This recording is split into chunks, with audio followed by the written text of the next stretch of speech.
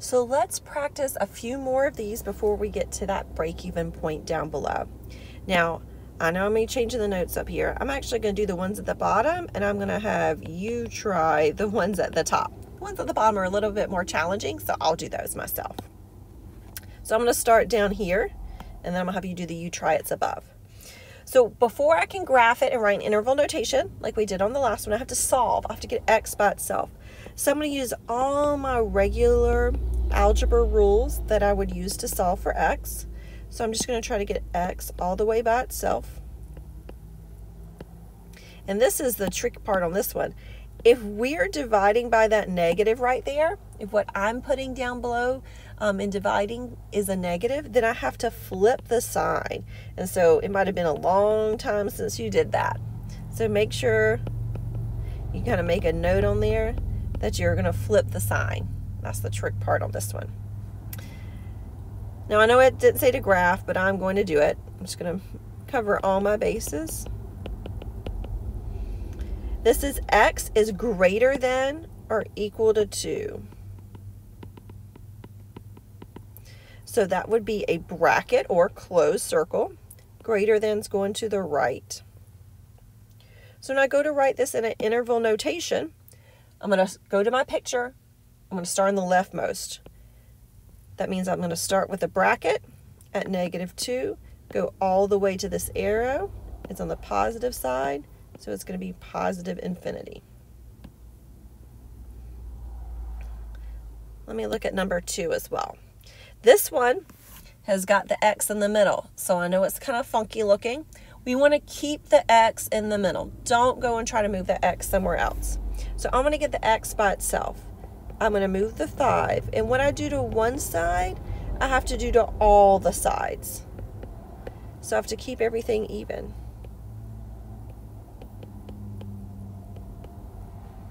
Still trying to get x by itself in the middle, so I'm going to divide by 2. Again, you do it to one, you got to do it to all of them, which seems a little weird. We don't do this a lot. We don't have these 3 sides a lot. Oops. 18 divided by 2 is 9. I'm out of space, so I won't graph this one, but I would start at the -3/2. It would be an open circle all the way over to 9, and that would be a bracket. It would have been a closed circle. So that would have been my interval notation. Anytime I have x in the middle and numbers on both sides, you won't see an infinity. Infinity will only come when there's just one number. When there's not a middle spot for x to be in. All right, the ones up above don't have x in the middle, so they're going to have infinities. So I'll warn you, they're going to have infinities.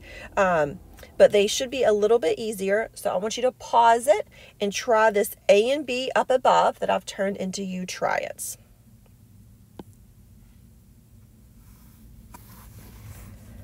All right, hopefully you've come back from the pause, and we'll go ahead and work these out.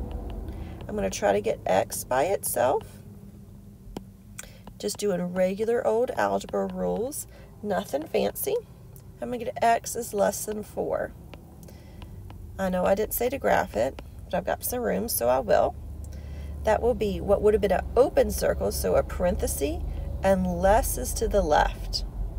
So writing this in interval notation, what I see first is an arrow, so negative infinity. The arrow's on the left-hand side, that's what makes it negative. And then I see a parenthesis at 4. A couple things I should mention about the infinities.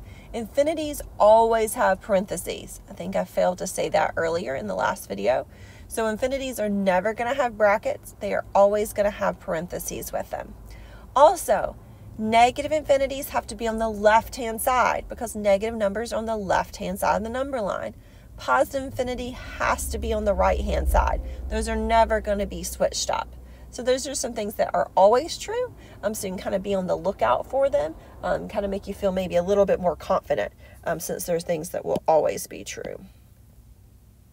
All right, for this other one, B here to finish this up, I'm going to move the 4x over. That way it just stays positive. You really could have moved either one of them over. I just don't like dealing with negatives. So I'm going to try to get x by itself. So I'm going to get 2x is greater than -12. I'm going to divide by 2. What I'm dividing by is positive, so I don't have to worry about flipping the sign. I only have to flip the sign if what I put on the bottom there, if I was dividing by, was negative. So I don't care that the 12 is negative. I'll come draw the little graph up here. This is x is greater than negative 6, so it would have been an open circle or a parenthesis, and greater is to the right. So in interval notation, this would have been, what I see first is that parenthesis at negative 6, all the way over to this arrow. It's on the right-hand side. So it would be positive, and like I said, infinities are always going to have parentheses.